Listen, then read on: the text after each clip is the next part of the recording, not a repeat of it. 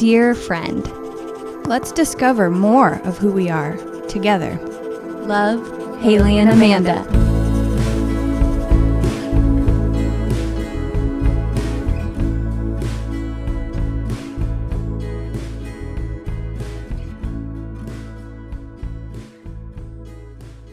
Welcome, dear friends. Hey, everybody. Well, we hope that you are not operating a large machine because if you during this episode, because we're gonna make you laugh. Oh, I was like, why? Actually, I don't know if we're gonna make you laugh, but we're gonna talk about laughter and humor. How important it is to our everyday lives and how it's the best. It's the best medicine. Yes. Did you just make that up? Yeah, no one's ever said that. Well, to start it off, to kickstart this laughter, we forgot to do this last episode, but our pledge. Are y'all ready? Are you ready? I pledge allegiance to the flag of the United Mates in America, and rarely in public is where we stand, one friendship, under God, indivisible, live purdy, and just us for all. We're trying to mimic my movement. Yeah, but more dramatic. Oh. Yeah. It also because all your me hands are full. I know. So I'm trying Well, you gave me this delicious wine and now I can't put it down. No! So that pledge, I just want to say, that pledge, it's funny. It is. And we wrote it like that because we thought it was funny. Just for us. Just for all. For all. In the Libertine. Yeah. But now that turned into live purdy. That's right. And it's a tight pun. We like tight buns. That's from the first episode. In our hair. Yeah. So we really like humor, the two of us. As much as we love to talk about serious things, we also like to laugh. We like humor. And that's why we have the ha-ah moments, because we think that they go hand in hand with being serious and meaningful. Laughter and humor is so important. And also, Haley, do you know that like laughter is the foundation of our friendship? I believe it is also. Because I can recall... We say joy, but it's also goofy humor, because I can recall every time we would get together when we first met, like belly laughing, rolling like little girls, giggling about everything. Well, and it all started because I prank called you 3 times. I know, and do you remember, like, I'm thinking right now where one time we had a sleepover in high school and we were at your house, and I don't know, you had just heard this joke. I think maybe your dad told it to you, but you told it to me while we were laying in bed about to go to sleep. Yes. And you said... And you were recording it on your phone that had the underwater, whatever it was, filter. And so it looked like we were underwater. Do you remember? Yes, I do. So the joke was, what did the big candle say to the little candle on his birthday? You're too young to go out! And we were just really dumb people. But like trying to just laugh all the time. And if something was funny, going with it. And I just remember us going to like Austin for a youth group trip and us being in the back of someone's old like Ford bus van. And we were that like turned into a bed in the back. And you and I were just like crying, laughing the entire trip. And then we planned, Wow. Wow. Right when we arrived to the motel to jump in the pool with all our clothes on. You lost your earring at the bottom of the pool. Lost your earring at We're the like, bottom of the pool. As soon as we go to the motel, as soon as we get there, we're not even going to go to the room first. We're just going to jump in the pool. Well, and just because for some reason we thought that would be funny. There's no rhyme or reason. I know that I don't know why I'm reminiscing about that particular trip, but you know what I'm thinking about specifically is whenever we went to that Amy's ice cream in Austin, and their motto is life's uncertain, eat dessert first, and you would stand across the place and they would scoop your ice cream and throw it across the room, but they would always catch right on your cone. I don't remember that at all. Like not even. I don't know why I bought a T-shirt because I was so impressed. It was an Amy's ice cream. If they're doing something that cool, they could have a better motto anymore. Because I'm sure someone got hit or. Yeah, it needs to be, their motto needs to be something about throwing balls of ice cream. Like, life's uncertain. Let us throw ice cream at you. Yeah. That's funnier. Anyways, our friendship at the beginning was always very funny to me. Like, you and I were always making each other laugh. Specifically for your 18th birthday, I remember you had a dinner party. A dinner party at your house, and you served spaghetti because you knew I was really embarrassed to eat spaghetti in front of people, and because I was so messy with spaghetti. And she put me at the head of the table and made people watch me eat spaghetti because I always got the sauce everywhere. And her face when I brought the bowl out. That was for your birthday. You made me eat spaghetti. I made me laugh for my birthday.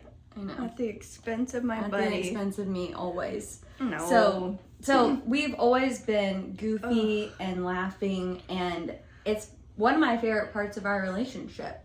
Yeah, me too. I feel like we really let ourselves go there and be silly, and that's kind of an interesting part about laughter is that it's kind of like the truest, deepest part of yourself. Like you can fake laugh, but definitely. But when you really actually laugh, you're letting yourself go somewhere and be ridiculous, kind of. Well, and if you guys haven't listened to our kind of first season of episodes of the podcast, we had sponsors. Oh my God. If you have not listened to the first episodes where we made up sponsors and we were the sponsors, but we pretended like we were these fake celebrities. And this is the best part. We made the commercials too, like these videos, and they're like Dookie houses. Where he houses your Dookie. It's like a diaper genie for dogs. And it starts out and you go, I'm Dookie Howser, and how's your Dookie? We're here to house your Dookie. And how's your Dookie? And I was like, do you have your dogs poop all over the backyard? I mean, they just go anywhere they feel like. Must be nice. But we probably have like 20 of those. I know, and what's funny is my students, they like finished a work assignment early, like the ones that were in person, and they were showing me like funny TikTok videos, and I was like, y'all watch these, and I played them the commercials, and they go, you and your best friend made these? Like, why? And I was like, yeah, and I was like, it was quarantine, we were bored. We're like, but also it's just plain old funny. And my favorite was Quarantini. Where you're oh man, you get the package in the mail. I was Regina Sippins. Regina Sippins, and the workout was to sip a martini and do a core workout, and you get drunk by the end of it and throw the rest of your martini on you for your cool down. You're cool. Throw the rest of your martini on your face. You're cool. You guys gotta go watch them. The videos are also on our Instagram, but the actual audio is on the beginning episodes, which I don't regret. No regrets. Oh my God, no. And we watched them recently, and they made us belly laugh all over again. I had some people reach out and say, please continue the sponsors. I know. I could get down with it. But I'm thinking right now. And Justin Timberlake. Oh man, with insane. Plumbers cracks bringing sexy back. I'll make your pipes run so clear, it's like they're your mirror. It's a lot. Oh. But, okay, let's say, why would someone not want to do that? Because it's embarrassing. You showed your butt crack on the internet for that video. I know, you just said, why would someone not let it do that? And that's the one you actually showed your butt crack. I guess it's a state of mind. I didn't even think about it being embarrassing. Yeah. It is, though. It's also embarrassing that Dookie Howser wore a curly wig and my straight hair coming out the bottom. So horrible. Like a curly mullet, a fro mullet. It's horrible. It's gross. You didn't have to say a word. And it wouldn't have been on the internet like that. But that was worth the laugh. Oh, that's what I'm saying. Yeah. Is sometimes it was worth it. No regrets. Sometimes it's worth, possibly being embarrassed, I guess, for the moment of laughter and joy that comes out of it. But you have to be willing to be a little bit vulnerable to do that. Like, show your butt crack. Yeah, I guess. But seriously, it's funny that, like, whenever you think about, do you remember talking about this a couple months ago? We were trying to think, like, who is an actually, like, really funny person in our lives. Mm-hmm. And this is going to sound offensive, but it's not. But, like, I don't know anyone that's really, really funny. Like, yes, we do. We talked about a couple of people, but I think we were shocked because we thought, we laugh so much. Who are our funny, like, so many funny friends? And, like, we thought there would be a ton of funny people, but the more you think about it, it's just like people have moments of, like, because you think about like a comedian or somebody like that, or someone that's always bringing that, like, comedic energy, as, like, being a funny person. I think I actually said the funniest person in our friends is our guitar player, Ian. Oh, yeah. Like, he can, and Aaron, like, they can just, like, make me laugh and go for it. And then our bass player Chadwick has the best laugh. Oh yeah, so if Chadwick laughs, then you're on the floor and you don't even know why, because his laugh is so contagious. And that's another thing, is laughter is contagious. Because like, we were reading, or we saw this video about laughter, and it was like, that's why they put laugh tracks on videos and TV shows like that, because when you hear it, you think, like, okay, wait, whatever's happening is funny. It, like, triggers you. And also, you can watch a video of just people laughing, or babies laughing, or whatever, and you're laughing and you don't even know why. And I think that's what they do at SNL. Like, you know how when the actors on there break a little bit and, like, kind of, they can't keep it together? Like, that ends up being the funniest part. Or, like, the Carol Burnett show. Oh my God. Like, some of the funniest episodes are where they can't keep it together because it's too ridiculous. Like, totally. That stuff, like, seeing someone else laugh is very contagious, and it's really funny too. And so being around people, like, I don't know, like, the laughter begets laughter begets laughter. And that, I think that's why it's like human nature. It's something in all of us. Like, there's not a person that's like, I hate laughing. Or like, I think it just connects people, because if you can really make someone laugh, or if they can really make you laugh, then you're kind of connected, and then that can spread, and it's like something that, it doesn't matter who you are, where you've been, nothing. Like, I could meet a total stranger, and if we have a moment of laughter together, it's like, cool. It's really connecting. Yeah. And you know what I was just thinking, what I was going to say is that, oh, sorry, I No, I went off track. But what I was going to say is that if you think about it, when somebody's being funny and, like, telling a joke, or, like, they're really putting themselves out there. Yeah, because what if people don't laugh? Right, and, like, you think about comedians too, that, like, you go, if the room is not receiving it, like, that's super vulnerable. It is. And so I don't think a lot of people are funny people, and what I mean by that is, like, not always trying to, like, pull out the jokes and stuff, because it's like, what if this is offensive? Wait, what if this bombs? Wait, what if this isn't funny to anyone else but me? And sometimes in real life, when something comes into your head that's funny, and you're in a group or with a couple other people, you have to make a decision, kind of, to be like, am I going to say this or not? You know? And if it's not funny, then, well, it was funny to me, or I'm real embarrassed. Yes. I remember my first job out of college was this design firm in Fort Worth. And one of the things that the owner told me was one of my greatest strengths was that when the tensions were really high at the office, because a project was coming last minute, all these mistakes were happening, like, they had all this stuff to do, I would always cut the tension with, like, ridiculous jokes around the office.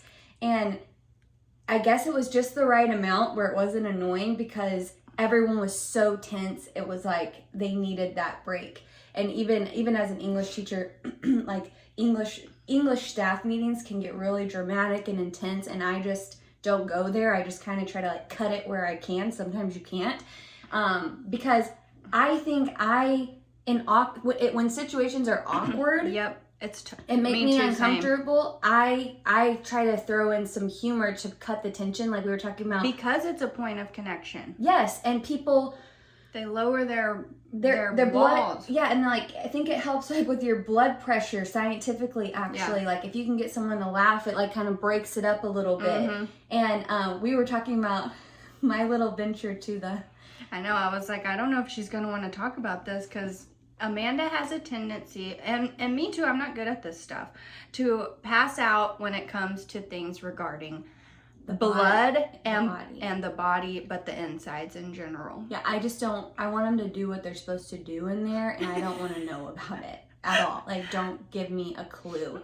And so I had to go get my blood drawn for the doctor, and I am a 31-year-old woman who brought her best friend to sit with her at the blood clinic because I was scared. And I'm a 34-year-old woman who went.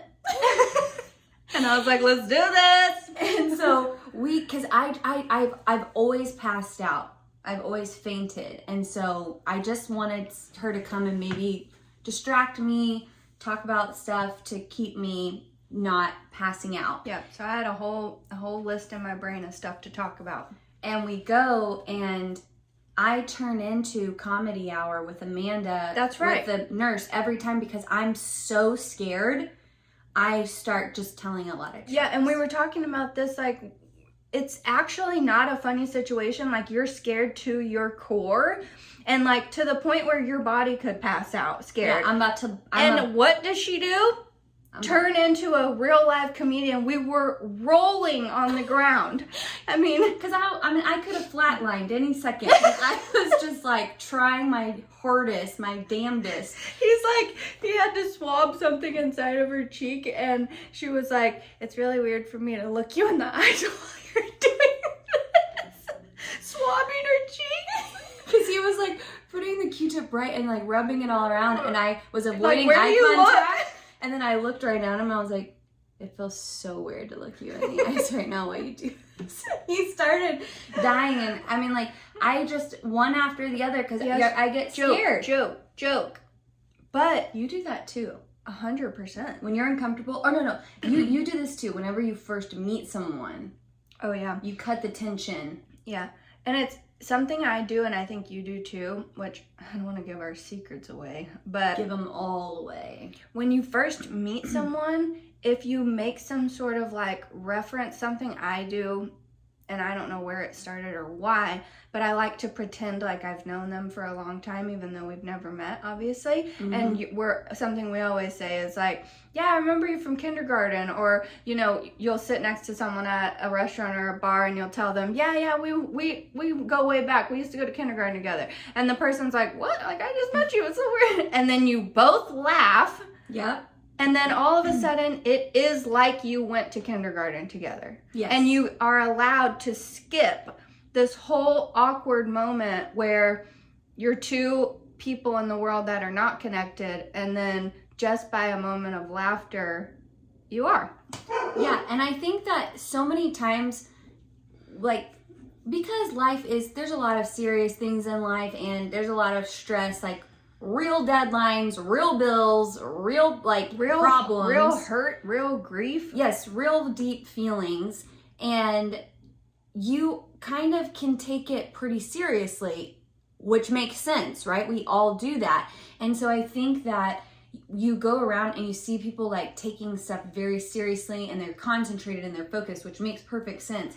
But if you can have that balance to like cut it with some humor, mm-hmm. add in a little bit of laughter. There's a statistic that children laugh up to 300 times per day, and adults laugh 17 times per day average. And I think, that's an average, because I think there are people that laugh a little bit more, and I think there's people that maybe are going through their monotony, and they're going through their structure and protocol, and even when they meet people, they have they want to seem professional, they want to seem smart, they want to be respected. Yes, how's the person, how am I supposed to greet this person, how am I supposed to look, I shouldn't act silly, I shouldn't do something embarrassing, like, well, but we don't realize that those moments are the moments that we really connect with people, when we risk ourselves to be a little embarrassing. Like, it's a risk every time we're like, hey man, it's good to see you again. It's been a long time. Like, you look a lot different since kindergarten. You know what's a little bit risky? I'm scared. What? Is when you're an English teacher at a high school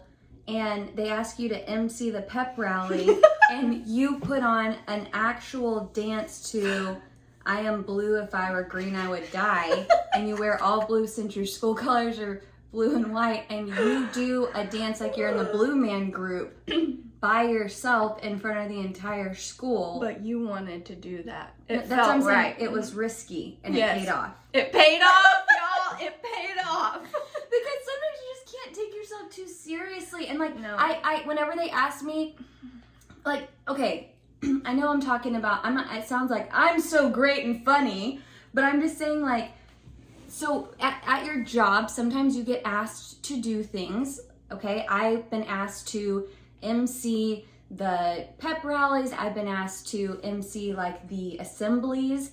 And so they do like a STAR, which is the state exam in Texas. They do a big STAR assembly so the kids know all the rules and regulations about STAR. And they asked me to MC it.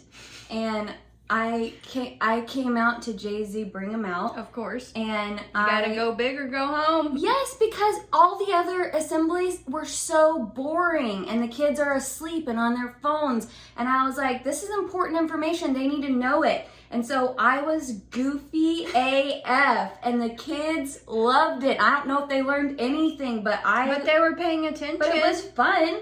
And they connected with you because they realized this is a real person. And Haley, when you stuffed your sweatpants Amanda? with pillows and walked all over Denver, it was risky, but you made everyone fall in love with you. Oh boy. Yeah. I mean, I was thinking about my teaching days. Oh boy. Too.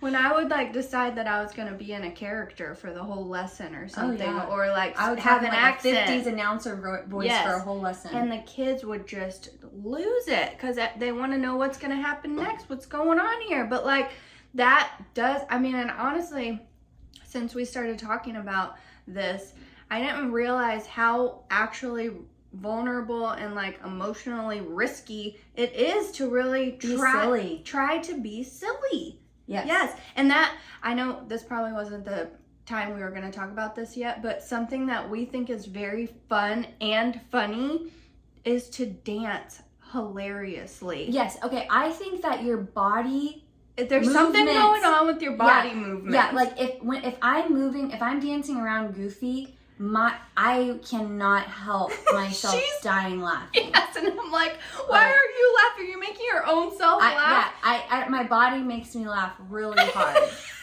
Like my body's hilarious. Quote Amanda 2021. My body makes me laugh so hard.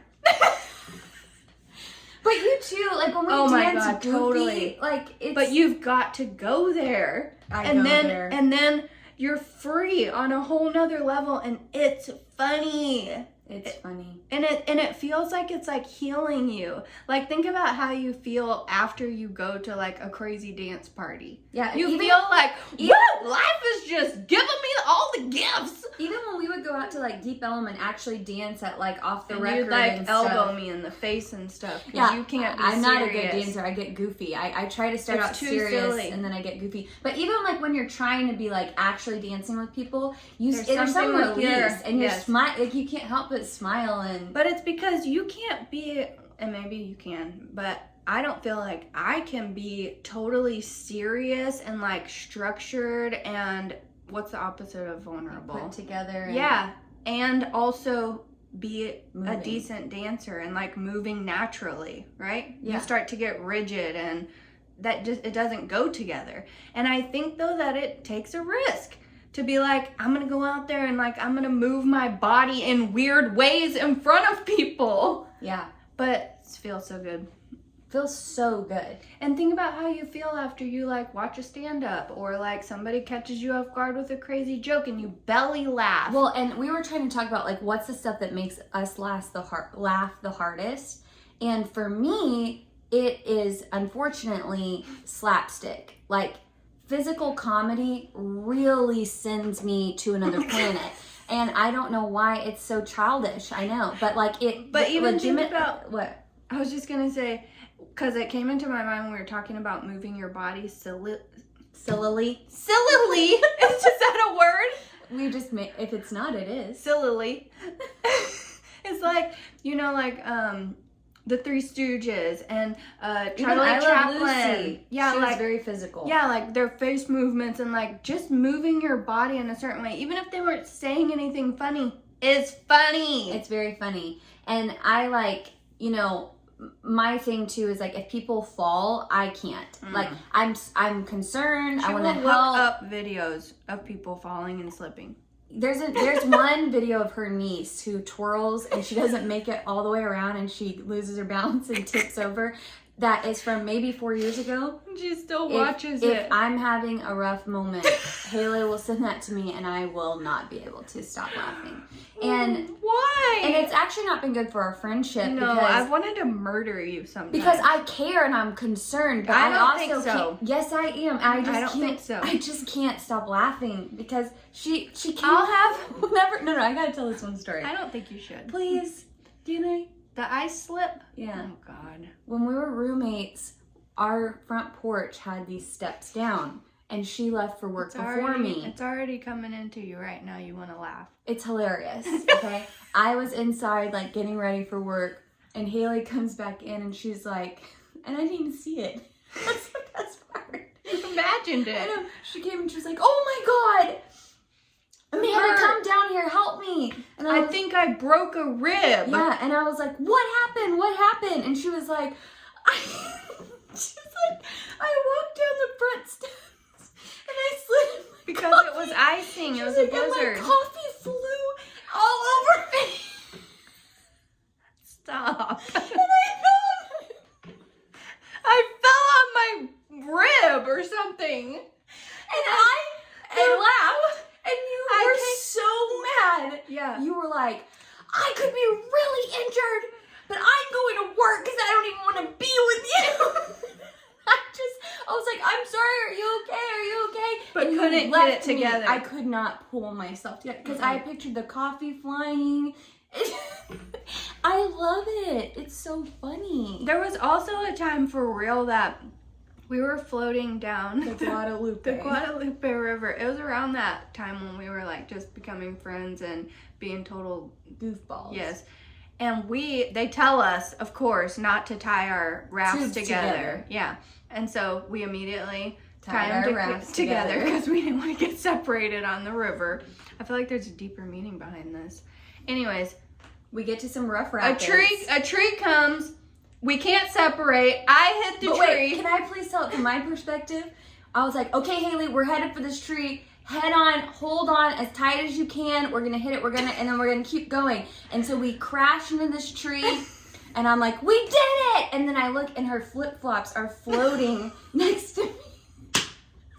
And in the water, she had flown up and got stuck in the tree trunk. Yeah, so this is her side of this story. Seeing my flip flops, hilarious. I was dying. I'm sucked under the water from the current. There's some tree roots that are like stuck on my stomach. I can't get off. I can't breathe. I start saying like the Lord's Prayer to save my life and take me to heaven.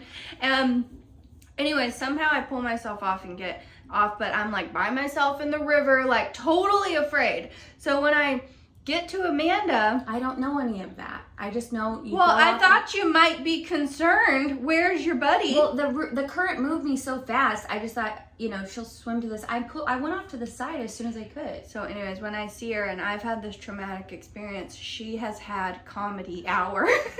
That's what I was met with, and I was like, I don't think I like you. Yeah, we kind of had a silent float. But that's another thing about like looking back on stuff that isn't funny. Well, it was to me, but yes, I know. And then it's really funny later. Yes. Why? I don't know. But it's always new perspective. It's always stuff that like is something really like kind of moving actually. You know, like we were talking about stuff from like our childhood or our teenage years that like was really crazy, like and weird. Yeah, and like awkward but kind of hurtful, and then things that were like on our spiritual journeys and stuff, which is serious stuff. But now hilarious. Yes. We look back and we can't even. They're funny. And that just proves that like laughter and humor like really is like medicine.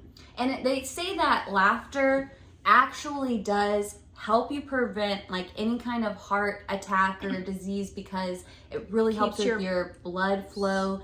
Don't pass out, Amanda. I'm scared. And also your immune system. Yes, it produces antibodies in your body when you laugh. Can you believe it? Yeah, so actually laughter is no joke. And one more fact I just remembered out of nowhere, that I'm going to make all these numbers up. Can't wait. Okay. It takes 5,427 muscles to frown. Made that up. Okay. But it only takes 3 muscles to smile. That can't be correct. Okay, the numbers aren't right. But it's like a lot more to frown and so a lot many, less. Yes, and to think smile. about it. Frown right now. That's so hard. Smile. Yeah, and like all this. Yeah, smile. So and you feel light as a feather. Interesting. So also, you're working harder when you're trying to be sad and frowny. And they say depending on like how much you laugh and smile, you really are training the muscles in your face to give you the face that you're going to have when you're an older person. Like it depends, like if you have the frown lines or the smile lines, which I like the smile lines. 2 tons. I think they're precious. Okay, so what can we do to make sure we're going out into the world to have a life more full of laughter? Just start laughing at anything and fake laughing and just laugh at people even if they're not funny, and then laugh at people when they fall and they get hurt and they're stuck under tree roots and dying with the Lord's Prayer. That's hilarious. No, I would say that would be horrible. But I would say don't take yourself so seriously. Well, yeah. And don't take life so seriously. I mean, it's serious, but dear God. I know. Like, look back and laugh about some stuff. Yeah, like... And, like, break some tension with some jokes sometimes. Like, next time you're at work and the meeting's really rough, just maybe, like, throw a little humor in there. See how it lands. Risk it. Maybe start making videos where you show your butt crack. Yeah. You know? That's what I was going to say, too. Something that really makes me laugh is TikTok. Yeah, sometimes I'm like, that's real late and you're sending me a lot of videos, but I will say I allow myself once a week, I allow myself to get on TikTok. That's the truth. I tell myself, you get to decide one evening, like, because my husband goes to bed very early, and so sometimes I'll be up, and because he wakes up so early that I'll be there, and so I'll let myself have one evening where I like watch funny TikToks. And I send her like 1 million of them, but they make me like actually like out, not just like, oh, that was funny. Like I'm dying laughing. Yes, and sometimes it's like legit serious funniness, and sometimes it's just pure silliness. It's mostly silliness. I think that there should be way more space in our lives for pure silliness. You need to live sillily. Sillily? Yeah, I think Brene Brown says something about, I think she's actually quoting someone else, so this is terrible that I'm saying this, but she's saying that that the definition of play is time spent with no purpose. And like our favorite book is A Simpler Way, which talks all about like trying to be more playful with life, which means you have to be more fully present, which means you have to go with the flow, which means you have to risk yourself a little bit more, but also make space in our lives just to be freaking funny and silly and dance and move your body in weird ways and stuff, because it is good for our health. And if you notice someone at work who's like really stressed and like is just going too hard in the paint, you know, like they're like in it. They can't separate life and work. Like they're serious about their work. Maybe send them like a funny email or funny meme or something, like let them like also be the That's thing. A great idea. Yeah, like bring the humor to someone that like make sure you're finding it, and also like make sure you're giving sharing it. Yeah. At least every day. Yes. And that reminds me of like our episode about the mental diet. What are you putting in? I think it's going to be way harder for us to be silly and lighthearted and laugh if all we're putting into our brains is like really serious, stressful, anxiety-producing things. So like maybe don't watch a horror movie every night. Maybe watch a comedy. Yeah, like Fortune Feimster or Aziz Ansari, because I love them. The stand-up, man. I love stand-up too. So the call to action, I would say, is be a little funny, be a little risky, give a little joy, find a little joy. That's something that's really funny if you need to laugh. Just try to copy what you know what we're telling people what to do like this, and it's probably going to make them so unprofessional at their jobs they get fired. Well, how are we call not Amanda. Fired? She'll give you money. I'm so rich. Amanda has so much money. You can't even imagine. That's why we have to make up our own sponsors. Anytime Haley and I make money on a job on our like floral or art, we always say to the other person who got the job, we say, I can't wait to borrow money from you. I can't wait to borrow money. I feel like we're those people that like we just always buy each other stuff and do stuff for each other that it just comes out in the wash, like somewhere out in the universe, you know, we don't keep track anymore. We're gift givers. Okay, guys, that's the show today. Go out there, laugh a little, give a little laughter. Thank you again for listening to our podcast. We so enjoy getting the chance to talk together and also share it with you, our dear friends, and hopefully you can share it with your dear friend. Have you heard about the corduroy pillows? No, why? You're kidding! They're making headlines! Can you imagine the lines that a corduroy pillow would cause on